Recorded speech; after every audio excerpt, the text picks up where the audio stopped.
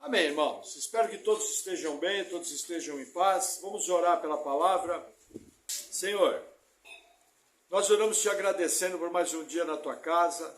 Te agradecemos por tua santa palavra. Pedimos em nome de Jesus que o Senhor venha nos capacitando, dando entendimento e sabedoria. Senhor, me capacita a transmitir a palavra de maneira bíblica. No nome de Jesus, amém.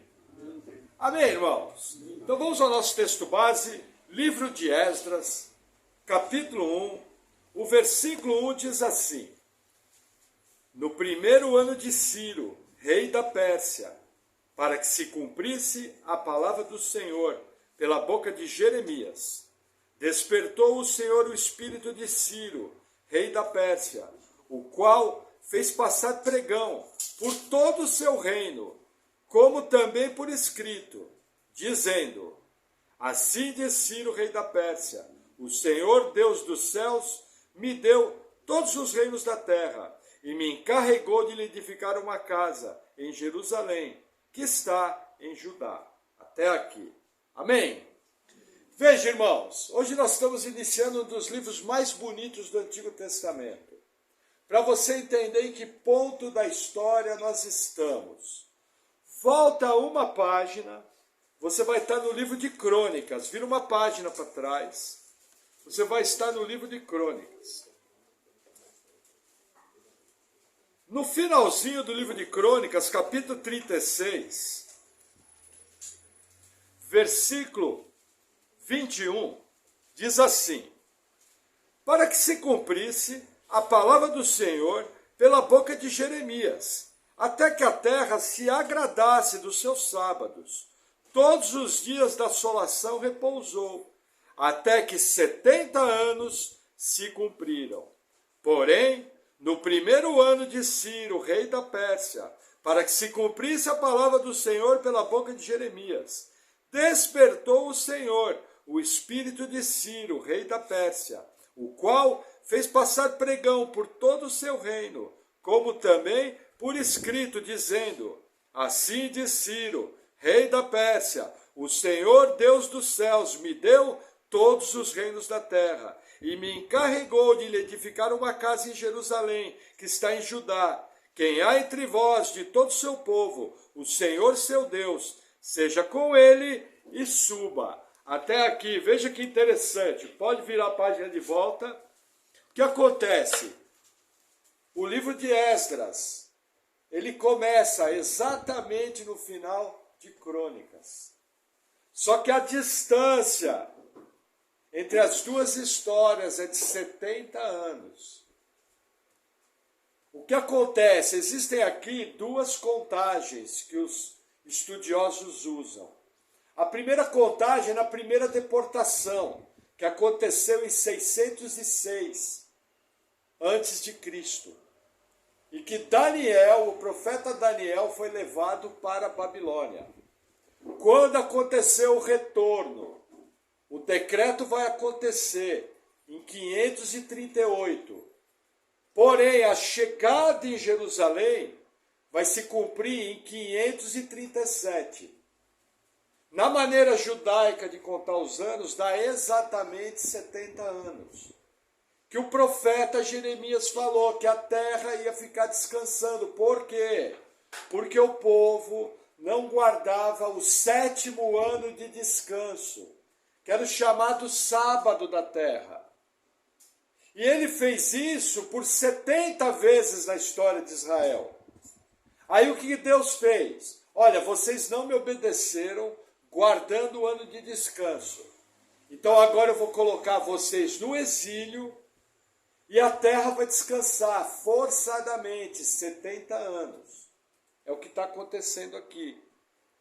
Outros intérpretes entendem o seguinte, que a contagem dos 70 anos está ligada à destruição do templo, que aconteceu no ano de 586 a.C. O mesmo Nabucodonosor veio e, através de Nebuzaradã, o capitão da guarda, ele destruiu o templo e levou praticamente todo o povo cativo, só deixando algumas das pessoas mais pobres. Veja, o povo judeu ficou sem templo até o ano de 516, quando o segundo templo é consagrado e o culto volta a acontecer. Nas duas contagens existem 70 anos. O que é importante aqui? A palavra profética do Senhor sempre vai se cumprir. Deus falou por Jeremias, 70 anos vocês vão ficar no exílio. 70 anos se cumpriram.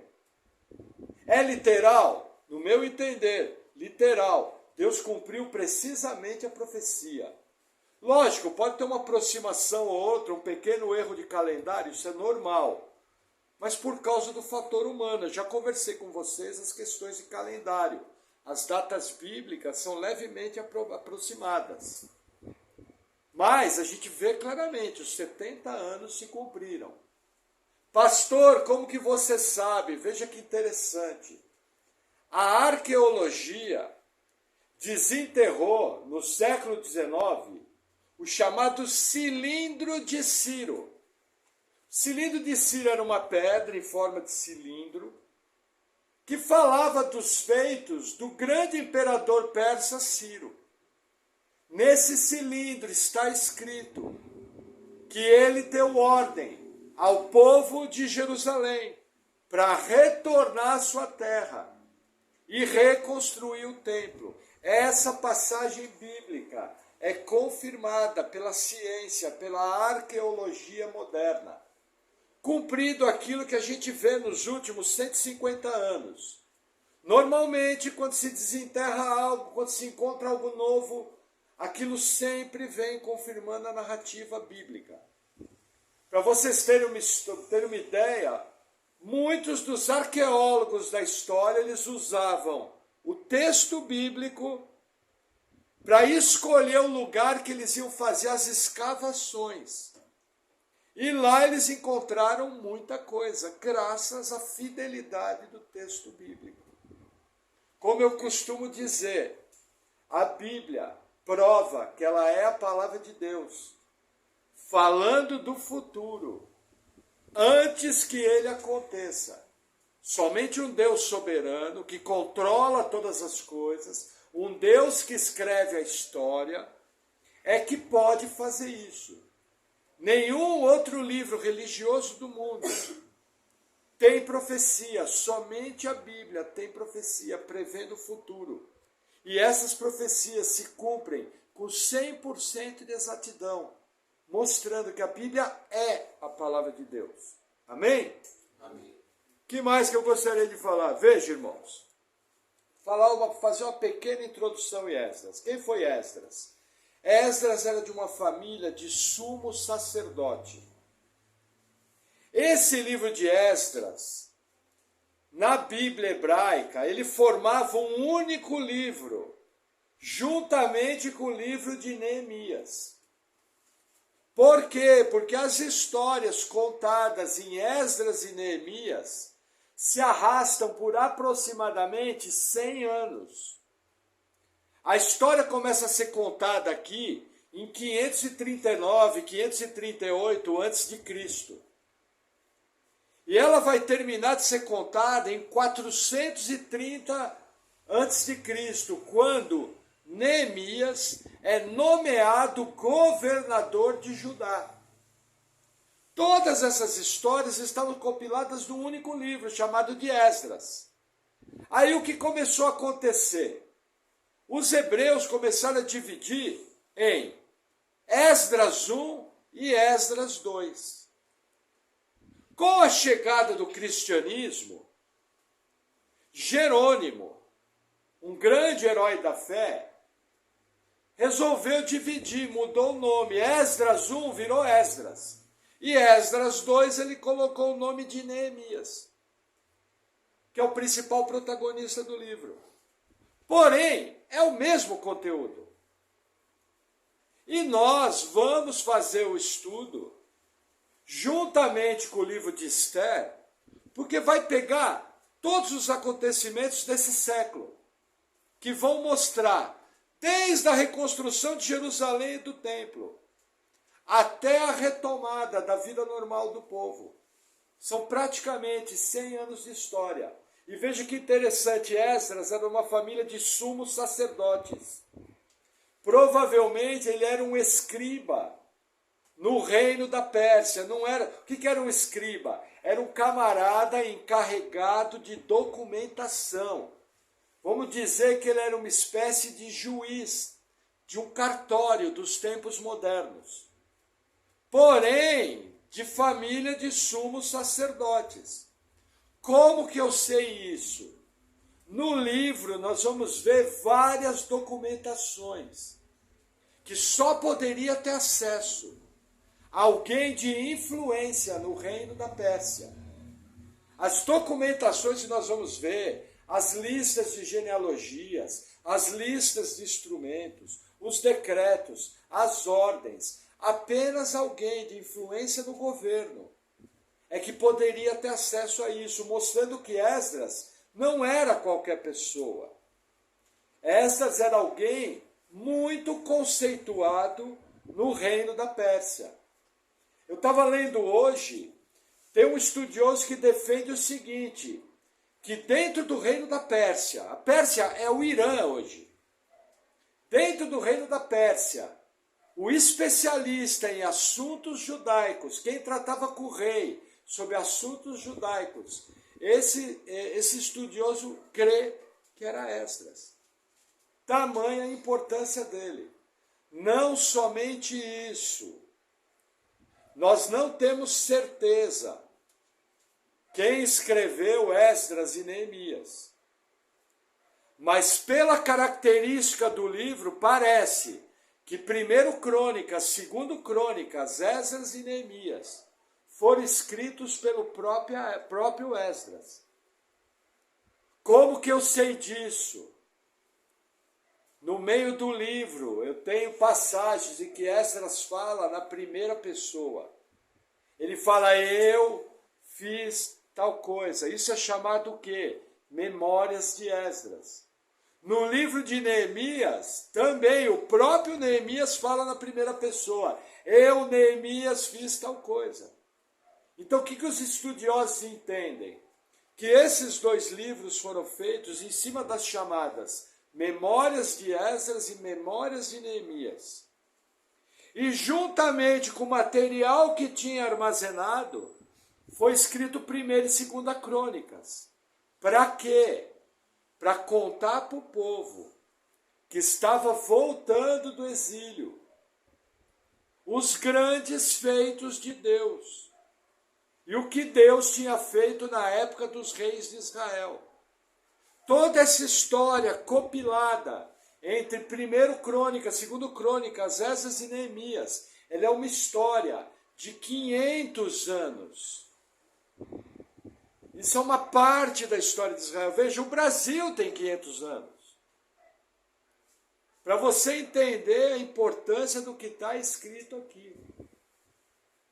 É uma coisa assim que às vezes para nós ocidentais, nós não entendemos a importância disso.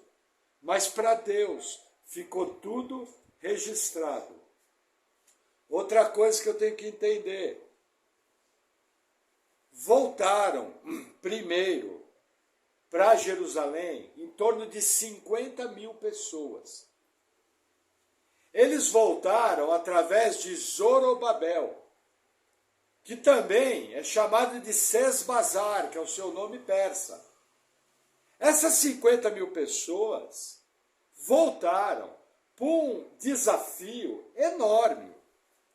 Imagina você sair de uma cidade como São Paulo, como Curitiba. Você tem emprego, você tem casa, você tem o seu negócio, seus filhos estão na escola, você está com a vida toda estabelecida, ganhando dinheiro, você mora na melhor cidade da região, e de repente vem um decreto, hora de voltar para casa. E aí você entende da parte de Deus que aquilo é um cumprimento profético. E você abre mão de todo aquele conforto, de toda aquela regalia, e retorna para uma terra devastada. Retorna para uma terra destruída. Jerusalém estava arrasada. Imagina você ir morar, veja, estou falando não de maneira pejorativa, mas estou falando por causa dos recursos. Imagina você sair de uma cidade grande do sul do país e ir morar na beira do rio Amazônico e começar uma vila lá e plantar uma igreja. Você teria todas as dificuldades, você não teria recurso nenhum. Mas o que nós vemos aqui, nós vemos a poderosa mão de Deus por trás da história. E inclusive o recurso para fazer a obra, Deus vai prover. Só que o que eu quero que vocês entendam, em 538, 537, quando o povo voltou, a grande maioria ficou na Babilônia. Não quis voltar. Não quis retornar a Jerusalém. Só retornou a Jerusalém o povo disposto a pagar o preço. O povo disposto a abrir mão do conforto. O povo disposto a fazer sacrifício para cumprir a vontade de Deus. E nessa introdução, nós temos a primeira aplicação desse texto. E os irmãos já ouviram isso da minha boca. A que tipo de desconforto e a que tipo de sacrifício você está disposto a fazer para cumprir a vontade de Deus na sua vida? Ou o seu evangelho é apenas um evangelho onde Deus é o supermercado e você só se aproxima de Deus porque você quer bênção. Você não se aproxima de Deus porque você quer o mover de Deus. Você não se aproxima de Deus porque você quer ser íntimo no coração de Deus. Você é um religiosão, carregador de Bíblia, cantador de hino, faz tudo que o pastor manda, mas o seu coração está no conforto, o seu coração está no seu bem-estar, o seu coração está no seu umbigo. Essa é uma pergunta que mais hora menos hora todo crente vai ter que fazer. Porque, meu irmão, vai haver um momento em que para você ver o mover de Deus na sua vida, você vai precisar abrir mão daquilo que você gosta. Você vai precisar abrir mão da sua vontade pessoal para cumprir a vontade de Deus. Isso é um cristianismo verdadeiro. Isso é um cristianismo bíblico. Todos os heróis da fé na história, até aqueles que a gente nem conhece, abriram mão de algo para cumprir o chamado de Deus na sua vida. Amém? Amém. Vamos avançar mais um pouquinho. O que mais que eu marquei aqui? Vamos reler o texto. Livro de Esdras, capítulo 1, versículo 1. No primeiro ano de Ciro, rei da Pérsia, para que se cumprisse a palavra do Senhor pela boca de Jeremias, despertou o Senhor o espírito de Ciro, rei da Pérsia, o qual fez passar pregão por todo o seu reino, como também por escrito, dizendo... Vamos fazer uma pausa aqui. Gente, esse Ciro tinha um nome interessante. O nome dele era Mão Longa. Ele foi um dos reis mais bondosos da história antiga. Para vocês terem uma ideia da diferença, Nabucodonosor, que eu imagino que inclusive foi salvo, toda a terra que ele conquistava, ele fazia que nem os assírios, ele tirava o povo da terra e mudava de lugar. Por exemplo, se Nabucodonosor conquistasse Curitiba, com certeza ele ia nos pegar e colocar lá no Chile. Se ele conquistasse o Chile, ele ia pegar o povo do Chile e colocar no Equador. Se ele conquistasse o Equador, ele ia pegar o povo do Equador e colocar na Guiana. Ciro não pensava assim. Ciro era conhecido como um líder que queria o bem-estar do povo. A primeira atitude que ele teve, veja, ele começou a reinar em meados de 550 a.C. Só que muito rapidamente ele foi dominando as terras. Uma década depois, quando ele chegou ao poder, a primeira coisa que ele fez, vou devolver o povo ao seu lugar. Não somente isso, eu vou restaurar a religião dos povos. Então todo mundo que estava no exílio, ele assinou decretos para retornar o povo à sua terra. Por isso ele era conhecido como Ciro, o mão longa.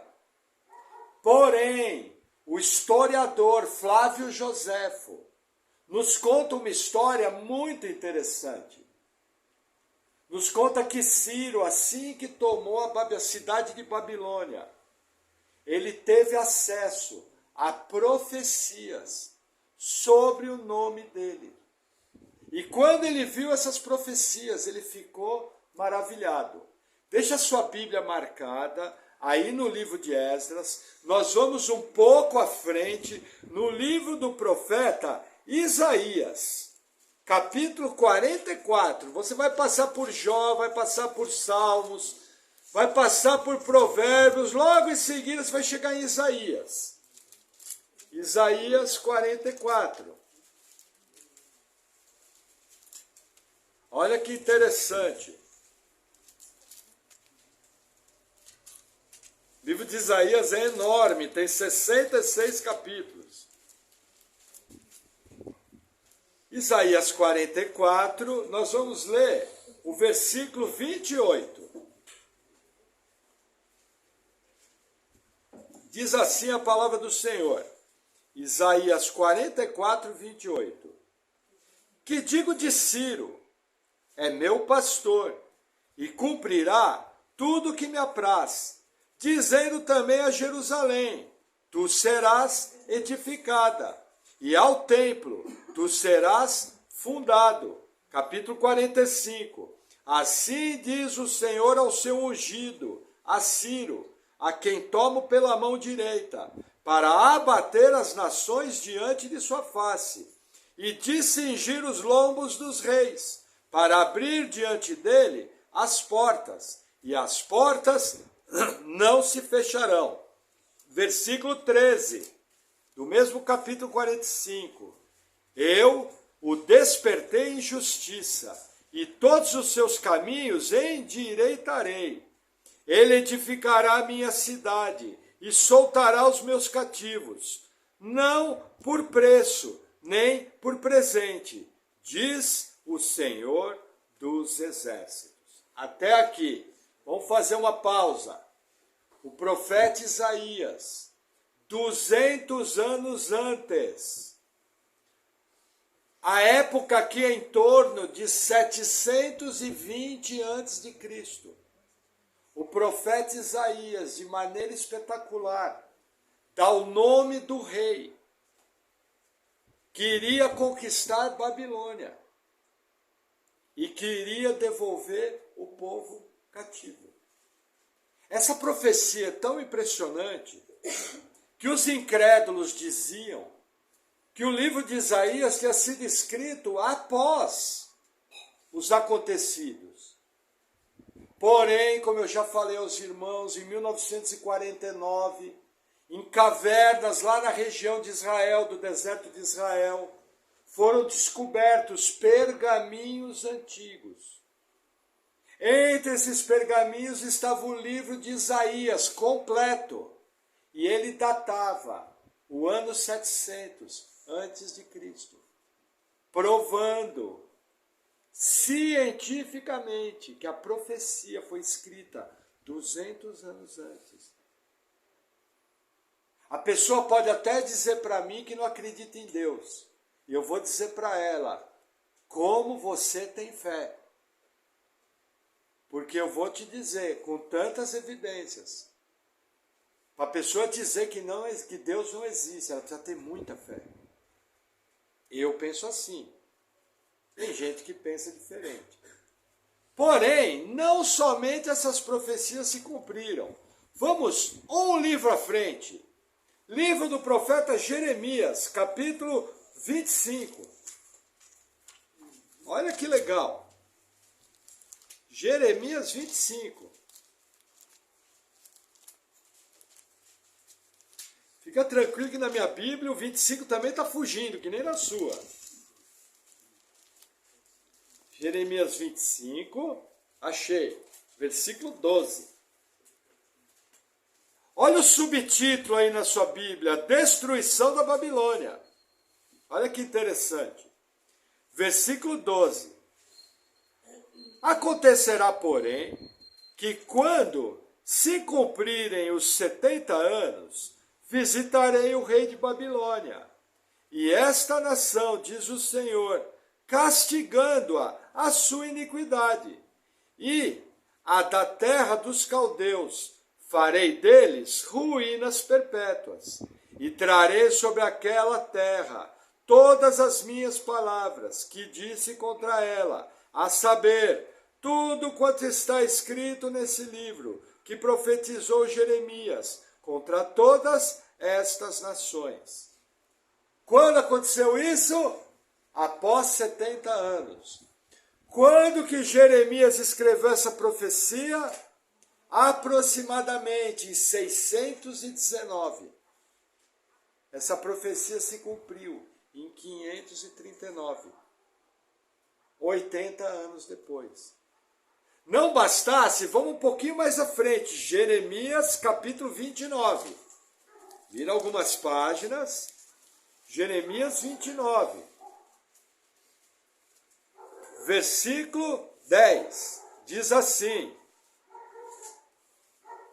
porque assim diz o Senhor, certamente que passados 70 anos em Babilônia, vos visitarei e cumprirei sobre vós a minha boa palavra, tornando a trazer-vos a este lugar. Que profecia que é essa? Deus falando, cumpriu 70 anos, eu vou trazer o povo de volta. Cumpriu exatamente? Cumpriu exatamente. Mais uma profecia.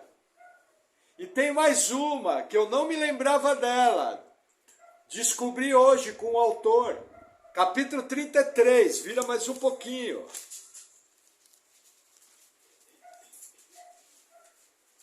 Versículo 10.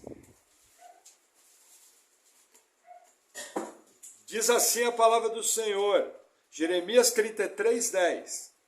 Assim diz o Senhor, neste lugar em que vós dizeis que está desolado e sem homem, sem animal, nas cidades de Judá e nas ruas de Jerusalém que estão assoladas, sem homem, sem morador, sem animal, ainda se ouvirá a voz de gozo, a voz de alegria, a voz do esposo e a voz da esposa, e a voz dos que dizem, louvai ao Senhor dos exércitos, porque bom é o Senhor, porque a sua benignidade dura para sempre. Dos que trazem ofertas de ações de graças à casa do Senhor, pois farei voltar os cativos da terra, como ao princípio, diz o Senhor. Versículo 12. Assim diz o Senhor dos exércitos, ainda nesse lugar que está em deserto, sem homem, nem animal, e em todas as suas cidades, haverá uma morada de pastores, que façam repousar aos seus rebanhos, nas cidades das montanhas, nas cidades das planícies, e nas cidades do sul, e na terra de Benjamim, e nos contornos de Jerusalém, e nas cidades de Judá, ainda passarão os rebanhos pelas mãos dos contadores, diz o Senhor. Eis que vem dias, diz o Senhor, em que cumprirei a boa palavra que falei à casa de Israel e à casa de Judá. Até aqui. Amém? Cumpriu ou não cumpriu? Aleluia! Vamos voltar ao livro de Esdras. Volta lá onde você está com o dedinho marcado. Volta alguns livros, Esdras. Eu deixei o meu fiozinho aqui. Gente, fiozinho de Bíblia é para isso, tá? Amém? Vamos lá. Versículo 2. Esdras 1, 2. Assim diz Ciro, rei da Pérsia, o Senhor Deus dos céus me deu todos os reinos da terra e me encarregou de lhe edificar uma casa em Jerusalém, que está em Judá. Quem há entre vós de todo o seu povo, seja seu Deus com ele, e suba a Jerusalém, que está em Judá, e edifique a casa do Senhor Deus de Israel. Ele é o Deus que está em Jerusalém. E todo aquele que ficar atrás, em algum lugar em que andar peregrinando, os homens do seu lugar o ajudarão com prata, com ouro, com bens e com gados, além das dádivas voluntárias para a casa de Deus, que está em Jerusalém. Até aqui. Veja que interessante. Nós temos aqui praticamente uma cópia do Êxodo.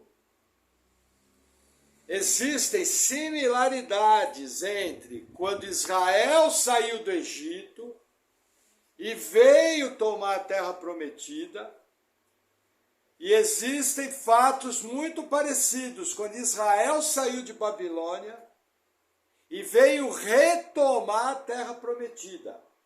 Por exemplo, a Bíblia conta, Deus fala no Êxodo, que quando o povo estivesse saindo da terra, os egípcios dariam ofertas para que Israel levasse. Isso se cumpriu 100%, está lá registrado no livro do Êxodo. Esse decreto de Ciro decreta a mesma coisa, que onde o povo de Israel passasse no seu retorno, que aqueles da terra que ficaram tinham que oferecer ofertas ao povo de Israel. Se cumpriu plenamente. Que outra similaridade que a gente vê? Quando Israel saiu do Egito, a lei de Moisés foi dada a eles. Quando Israel saiu de Babilônia, eles tiveram que voltar a praticar a lei. Eles tiveram que voltar a viver 100% segundo a lei de Deus. Outro fato que é igual. Quando o povo saiu do Egito, eles entraram na terra prometida. E eles tiveram que destruir nações. Foram 7 grandes nações. E tiveram que tomar uma terra para formar uma nova nação. Cumprindo a profecia que tinha sido dada 400 anos antes a Abraão. Olha que interessante, no tempo de Esdras, eles tiveram que voltar para a terra que já tinha sido conquistada, mas estava em ruínas. E eles tiveram que edificar novamente o templo, a cidade, os muros, tudo, para novamente formar a nação de Israel. Por isso que muitos estudiosos chamam Esdras de o pequeno Êxodo. Que existe muita coisa similar. O que a gente aprende assim? Veja, Deus ele pode agir da maneira que ele bem entende. Ele é soberano, ele é Deus. Porém, a gente percebe na Bíblia que Deus age de formas muito parecidas no transcorrer da história. Então, cuidado com certas modas, com certas coisas. Sabe? Muito esporofobética, muito esquisita.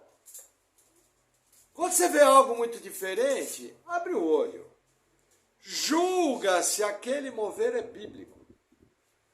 Para daí sim, após julgar pela palavra, você vai poder avaliar o que está acontecendo. Porque veja, a própria Bíblia nos fala que Jesus Cristo é o mesmo ontem, hoje e será eternamente. Nosso Deus não muda. Ele é Deus, você vai ver particularidades. Por isso, inclusive, que nós temos confiança que esse mesmo Deus pode realizar os mesmos milagres hoje. Essa é a nossa expectativa. Amém? Vamos avançar mais um pouquinho. Versículo 5. Então, se levantaram os chefes dos pais de Judá e Benjamim, e os sacerdotes e os levitas, com todos aqueles cujo espírito Deus despertou para subirem a edificar a casa do Senhor, que está em Jerusalém. Olha que interessante esse versículo 5. Primeira informação que ele dá. Israel eram 12 tribos. Quando o reino do norte caiu, as 10 tribos do norte desapareceram. Só ficaram no reino do sul a tribo de Benjamim e a tribo de Judá. E alguns remanescentes das outras tribos. Juntamente com eles ficou a tribo dos levitas, que eram os sacerdotes. Veja que interessante, só retornou 3 tribos. Os benjamitas, os de Judá e os levitas. E alguns remanescentes que ficaram misturados no meio do povo.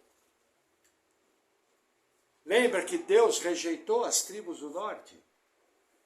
Até hoje você não sabe exatamente onde estão essas tribos. Somente Deus sabe. Você não tem. Da maneira que era, Deus arrebentou com tudo. Porque ele trouxe juízo sobre o povo. Porém, o mesmo Deus que trouxe juízo é o Deus que está restaurando. Agora, olha que coisa interessante. O versículo 5 fala que daqueles 50 mil que voltaram, foi Deus que despertou o Espírito. Isso é uma coisa interessante. Quem coloca no seu coração fazer a obra é Deus. Lembra que eu falo, meu irmão, se você está com dificuldade de vir para culto, se você está com preguiça de fazer a obra, abre o olho. Sua casa está caindo. Deus está entregando você ao seu próprio desejo. Porque se a mão poderosa dele não agir na sua vida, sabe o que você vai fazer na sua vida? Você vai ficar sentado no seu sofá, perdendo tempo com aquilo que não é o reino de Deus, com aquilo que não é eterno. Se Deus entregar você ao seu próprio desejo, você só vai querer conforto, festa e fazer a sua vontade. Fazer a vontade de Deus é uma honra, é uma dádiva que o próprio Deus dá, porque Ele tem misericórdia da nossa vida. Ele pega os piores pecadores. Não pense que eu que estou pregando aqui sou mais cheiroso do que você, se não for a graça de Deus na minha vida. Eu sou bem pior do que você imagina.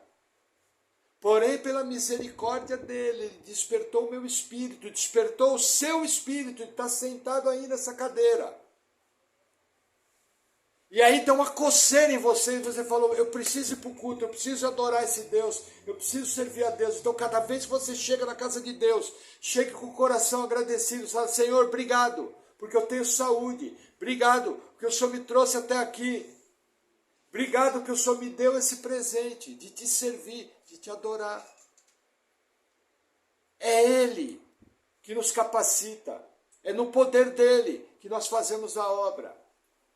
E o mais legal é que a gente faz com toda a nossa vontade, com toda a nossa alegria, com todo o nosso querer, com toda a intensidade. Deus faz isso sem que nos transforme num robô. Você vem porque você quer, com todo o seu coração. Essa é a maravilha da soberania de Deus e da responsabilidade humana. Por isso, cada vez que você deixa de fazer a obra, você vai ser cobrado no dia do julgamento de Cristo. Porque você é responsável e você é orientado pela palavra de buscar a Deus de todo o seu coração, de amar o Senhor de toda a sua força e de todo o seu entendimento. Essa é uma responsabilidade e uma obrigação sua. Então, cuidado. Se eu fosse você, eu oraria, Senhor, não me entregue ao meu próprio desejo, porque em mim não tem nada bom. Se depender de mim, eu só olho para a minha vida, eu só olho para o meu querer. Isso eu creio que é uma oração bíblica, é uma oração saudável. Amém? Amém. Vamos seguir na exposição. Versículo 6. E todos os que habitam nos arredores lhe firmaram as mãos com vasos de prata, com ouro, com bens e com gado, e com coisas preciosas. Além de tudo, o que voluntariamente se deu. Também o rei Ciro tirou os utensílios da casa do Senhor, que Nabucodonosor tinha trazido de Jerusalém, e que tinha posto na casa dos seus deuses. Vamos fazer uma pausa aqui. Olha que interessante, irmãos. Quando Deus está no negócio, o recurso financeiro ele provê. Deus garante o recurso. Deus desperta o coração do povo. Os irmãos conhecem o meu testemunho. Quando o Senhor me salvou, eu tinha tanta dívida que se eu chamasse a minha esposa Paula de meu bem, o banco vinha e tomava. Mas eu lembro que pela graça de Deus eu firmei um compromisso com o Senhor, juntamente com minha esposa, que a gente ia buscar Deus. E nós íamos para a igreja com 2 litros de álcool no porta-mala do carro. Porque se acabasse o álcool no meio do caminho, a gente tinha álcool pelo menos para voltar para casa com os nossos 3 filhos pequenos. E dia após dia eu fui ver na mão de Deus transformar nossa vida, transformar nosso casamento, mudar o nosso conteúdo. E nós buscávamos fazer a obra do Senhor, lógico, nossos líderes nos abençoavam, nos orientando o certo a fazer. Deus nos plantou numa boa igreja, com irmãos cheios do Espírito Santo, que cuidaram de nós. E pela graça de Deus chegamos até aqui. Vai completar 25 anos dessa carreira. E a nossa expectativa é do que Deus vai fazer. Eu não quero envelhecer para ir para a Europa, para ir para a Ásia, para ir para, comer em restaurante caro. Eu quero viver. Olha, se eu viver a vida que eu vivo hoje, estou feliz da vida. Deus me permitindo pregar sua palavra, estudar a Bíblia, cuidar de vidas, e de tempo em tempo ir lá para o mato, subir alguns morros, estou feliz da vida, porque não me falta nada. Eu vivo a vida que eu amo. Eu vivo a vida que eu gosto. Agora, não quero queimar minha única vida com aquilo que não é mover de Deus. Você tem uma vida, uma só. Como que você pretende gastar ela? Não vai ter segunda chance. Salvação é pela graça, é obra de Cristo. Agora, viver a vida para Deus é algo que está aberto. O que você vai escolher? Meu conselho é que você entre de todo o coração, você e sua família, nessa enorme aventura que é servir a Deus. É maravilhoso, é bom, vale a pena, tem luta, tem problema, mas é 10. É muito jóia servir a Deus. É muito legal, vale a pena. Amém? Amém. Glória a Deus, aleluia. Versículo 8. Estes tirou Ciro, rei da Pérsia, pela mão de Mitredate, o tesoureiro, e os entregou contados a Sesbazar, príncipe de Judá. E este é o número deles: 30 travessas de ouro, 1000 travessas de prata, 29 facas, 30 bacias de ouro, mais outras 410 bacias de prata e 1000 outros utensílios. Todos os utensílios de ouro e de prata foram 5.400. Todos esses levou Sesbazar, quando os do cativeiro subiram de Babilônia para Jerusalém. Até aqui. Veja que interessante. Eles iam reedificar o templo. Eles iam reedificar a cidade. Deus mandou o recurso para reedificar a cidade. E Deus devolveu todos os utensílios que Nabucodonosor levou. Só tem um utensílio aqui que não aparece na lista. E que nunca mais vai aparecer. a chamada Arca da Aliança. A Arca da Aliança desapareceu antes da destruição do templo. Nós não sabemos onde está a Arca da Aliança. Inclusive, tem aquele filme famoso, os antigos aqui vão lembrar, Indiana Jones em busca da Arca Perdida. Ele está atrás da Arca da... Aliás, filme muito legal. Lógico, tem umas papagaiadas, mas o filme é legal. A tradição judaica alega que o profeta Jeremias escondeu a Arca da Aliança, juntamente com Baruque, seu escriba. E não se sabe onde está. Essa informação é bíblica? Não. É uma tradição histórica. Mas o que eu posso te dizer, fazem 2.500 anos aproximadamente que a Arca da Aliança sumiu. O que eu posso te garantir é que o livro do Apocalipse conta que João viu o céu aberto e lá no céu ele viu a arca.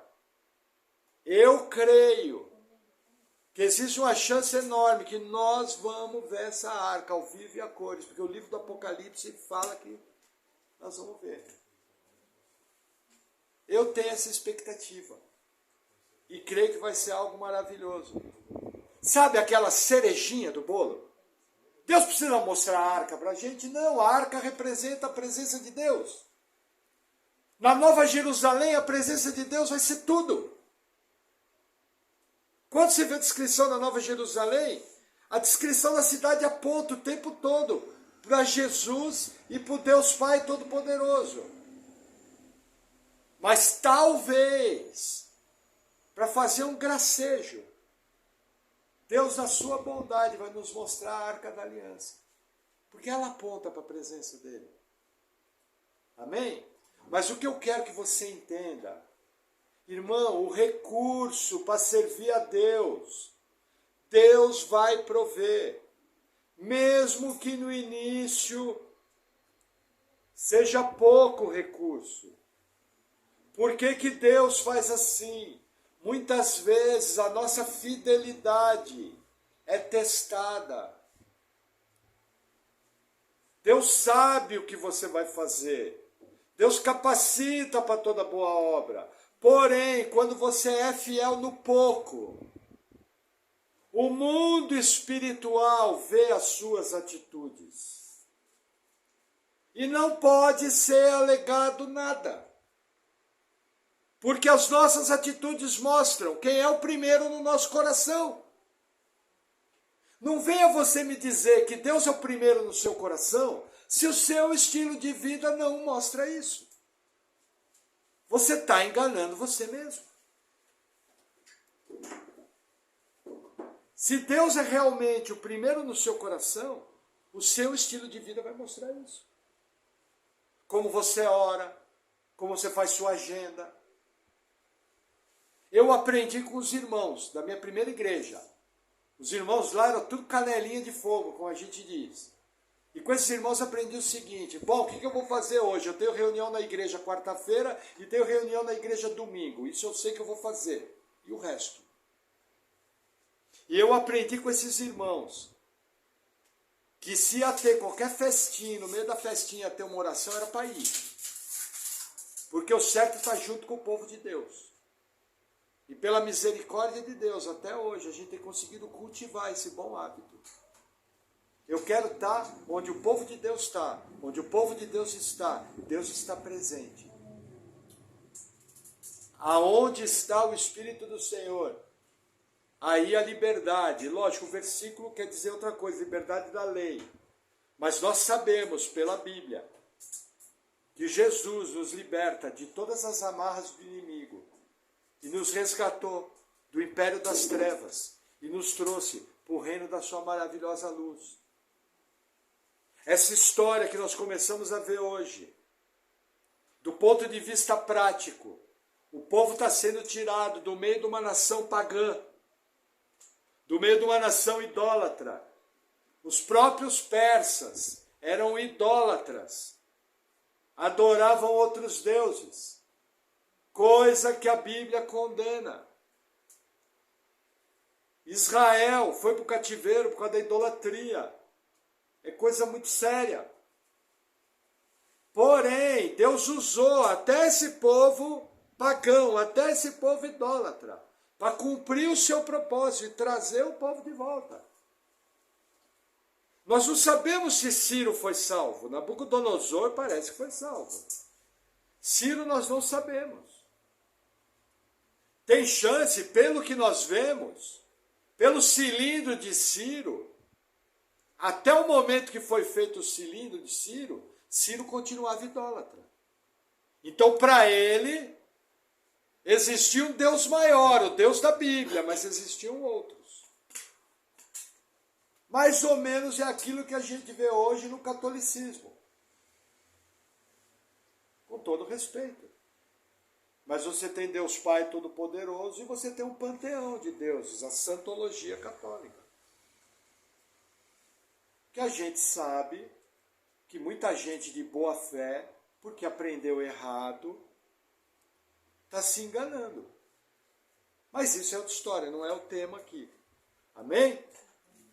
Algumas coisas que saltam do texto para a gente encerrar. Veja. Deus escreve a história. Existe a mão invisível de Deus controlando a história. Entenda, eu estou para o lado de cá do vidro. Eu não sei o que Deus vai fazer. A única coisa que eu sei que Deus vai fazer está na profecia bíblica. Eu não sei como vai ser o meu dia de amanhã. Eu não sei como vai ser minha próxima semana. Eu não sei sequer se eu vou estar vivo mês que vem. Mas Deus sabe. E Deus está no controle de tudo. Por saber que Deus está no controle de tudo, mesmo quando eu tenho problemas na minha vida, mesmo quando eu tenho situações difíceis na minha vida, eu vou confiar. Existe um ser, o Criador do Universo, Jesus Cristo, meu Senhor, meu Salvador, que morreu para que o meu pecado fosse perdoado, que me deu arrependimento, me salvou. Ele está no controle de tudo. Quem crê, confia. Pastor, dá medo nessa confiança? Dá. Porém, quando vem o medo, o Espírito Santo de Deus ministra a sua vida e traz à memória quem é o Deus que está controlando tudo. A fé. Você pode ter momentos de dúvida, você pode ter momentos de medo, mas principalmente não é esse o foco. O foco é na confiança de um Deus soberano, que não controla apenas a história, mas controla a nossa vida plenamente. Porém, esse controle é de uma maneira em que eu não conheço o futuro. Então cabe a mim fazer como esses 50 mil judeus e de todo o meu coração buscar viver uma vida consagrada, buscar viver uma vida de quem quer fazer a obra de Deus, de quem quer o mover de Deus na sua vida e quer viver o melhor de Deus. Não estou falando de ser rico, não estou falando de ter casa grande, não estou falando de ter carro bom. Eu estou falando de ter a presença do Deus Altíssimo na sua vida. Amém? Amém. Vamos orar? Amém. Glória a Deus, aleluia.